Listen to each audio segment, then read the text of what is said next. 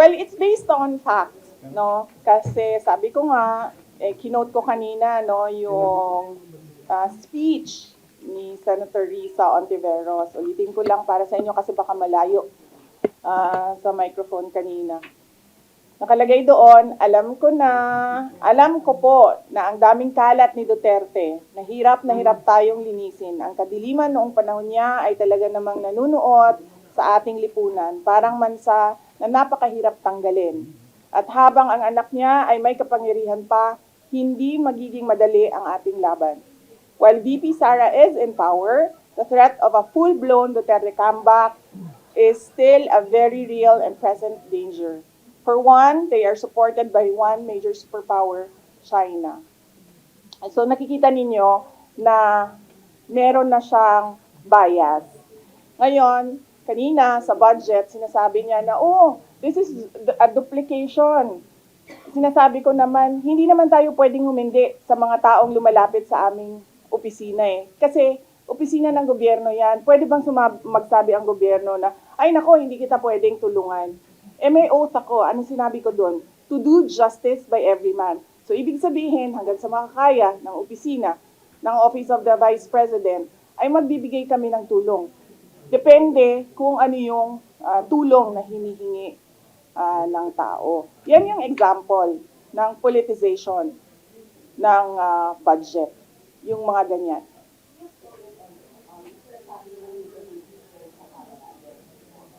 Pinag-uusapan nila, kahit na i-deny nila, pinag-uusapan ng members of the House of Representatives.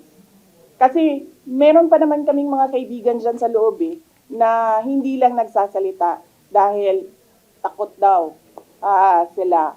So sinasabi nila, it's openly discussed yung impeachment. Naku, hindi ko alam sa kanila. Basta kami, inaantay lang namin ang kanilang gagawin dahil expected na yon na gagawin nila. Kasi ano ba ang gusto nilang gawin? Gusto nilang pabagsakin ang pamilya Duterte sa politika. At hindi lang siguro politika, sa personal din. Dahil sinama nga nila yung asawa ko, di ba? He's a private individual, pero sinama nila sa harassment nila. Example lang kung ano yung, playbook.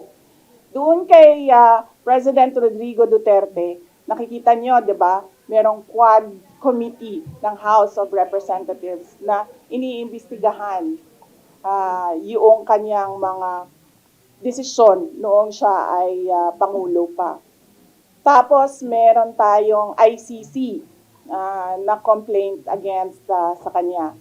Tapos merong plunder cases na final against President Duterte. Tapos doon tayo papunta sa akin.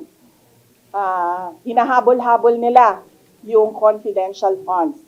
In fact, nung sinabi ko to express goodwill, sabi ko, at saka para hindi na tayo magkagulo, sige na, we'll shoot blind sa projects namin. Huwag na natin gamitan ng confidential funds.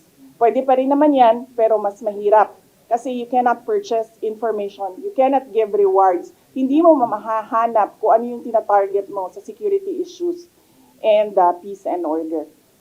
Tapos, itong impeachment na pinag-uusapan nila.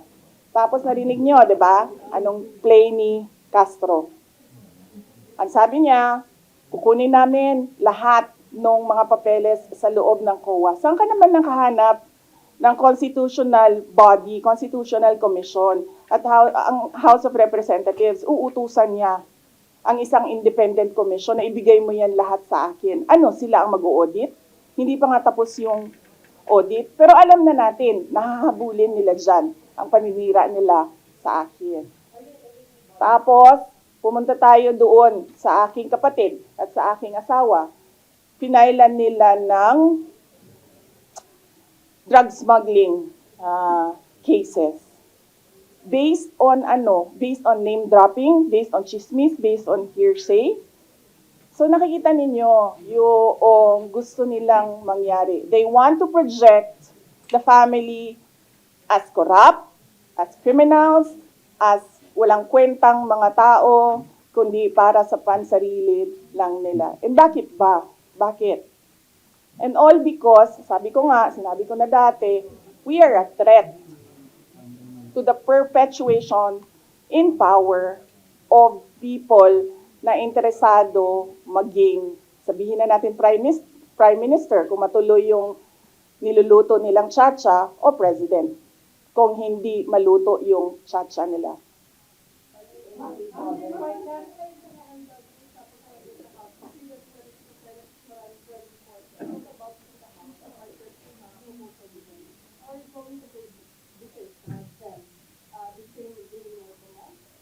Depende ma'am sa tanong nila. Kung kaloko naman yung tanong nila, di ba dapat kaloko din yung sagot mo? Kung maayos naman yung tanong, maayos din naman yung sagot ko. Nakita niyo naman kanina, nung nagtanong na si Senator Grace Poe, sinagot ko ng maayos.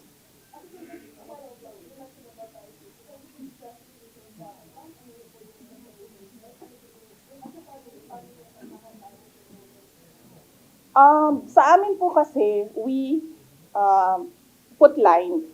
Hindi po kami nagkikriss-cross ng problema namin. Tulad po ng sinabi ko sa amin mag-asawa, kung issue niya yon, ang drug smuggling, siya lang ang magsasalita, siya ang mag-aasikaso. Yung issue ko sa confidential funds na tinitira, sa COA na hinahabol, sa impeachment na pinag-uusapan, sa akin din yon. Ganun din kami ni Pangulong Duterte. We have different set of lawyers for ICC. So iba yung nagtatrabaho para sa kanya, iba yung kinukonsulta ko para sa akin. Hindi.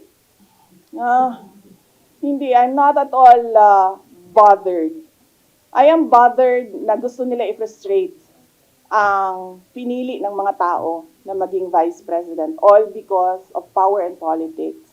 Pero kung ako lang, ulitin ko lang ha, unang-una, hindi ko gusto tumakbong president. Di ba nga, kaya nung tinanong ako ng magkapatid na Marcos, ni BBM at ni Senator Amy, kung tatakbo ako, diretso kong sinabi, January of 2021, sabi ko sa inyong lahat, hindi ako tatakbong Pangulo. Totoo yun. Tapos,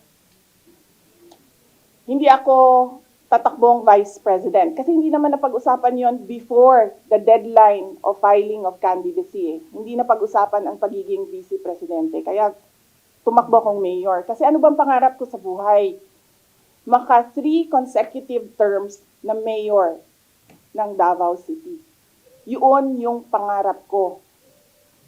Tapos, pagkatapos ng filing of candidacy, lumapit na sa akin yung magkapatid na Marcos. Sabi nila, hindi kami mananalo kung hindi mo tutulungan kami sa Mindanao at sa Visayas.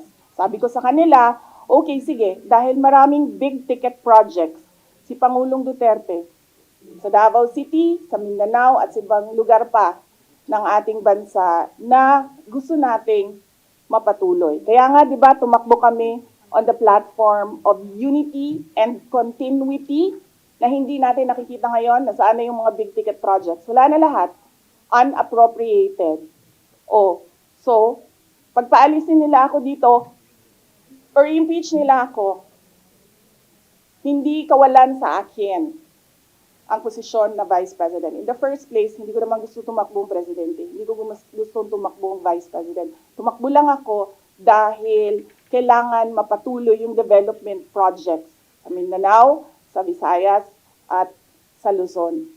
At naisip ko at that time, if I am Vice President, patututukan yung mga proyekto na yon na, okay, wala na rin lahat ngayon dahil unappropriated na sila lahat. Of course not. I do not regret running for Vice President. Kasi imagine ninyo, kung ako mayor ngayon at hinahabol-habol nila ako dahil alam nilang pwedeng tumakbo ito sa 2028. Diba? O, diba? So, bakit ko nire-regret yan? hahabulin nila ako. Alam nyo, kahit matanggal nila ako as Vice President, hahabulin nila ako until the day na maupo sila sa 2028. Ano? Ngayon na. Ano? Alam, mahirap sagutin ang 2028 kasi imagine niyo, pagbaba ko dito, nahulog ako doon sa hagdanan. 'Di ba? Namatay ako bukas. Sayang yung paghahanda ko. Sayang yung paghahanda ko dahil ang layo ng 2028. Dapat magplano for 2028 sa 2027 at fourth quarter ng 2026. Wala akong planong ganyan. Yes, ma'am. Wala naman kaming, ano ba sinabi nila, huwag kami matakot. Hindi kami takot. Hindi kami takot. Sumasagot lang kami sa kanilang mga atake sa amin. At gusto lang namin ipresenta sa taong bayan ang isang perspective na ginaganito kami dahil we are a threat politically and for power.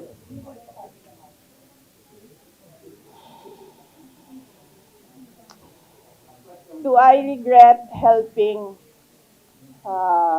Do you want to answer that question? Or alam mo ba ang sagot?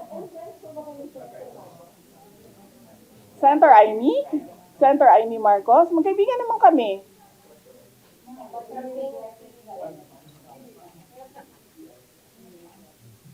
Kasi ganito yun, sabi ko nga kanina eh. Inisip ko na yan eh.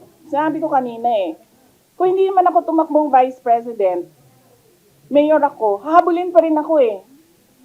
Hindi nga natin alam kung sinong mananalo nun eh. Kung hindi ako tumakbong Vice President, hindi siya ang President. So likely yung isa ang President. Lalo na yun. Kita nyo nga doon, di ba?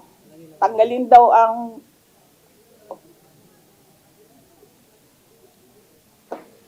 Ano?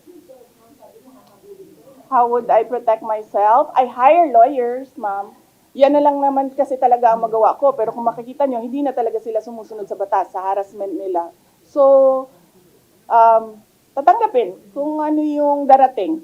Kaya sara-sara.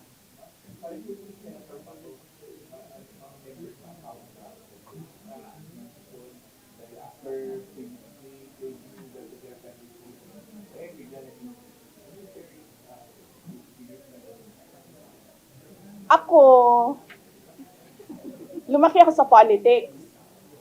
9 years old pa lang ako, mayor na ang father ko. So from 9 years old until today, wala akong ibang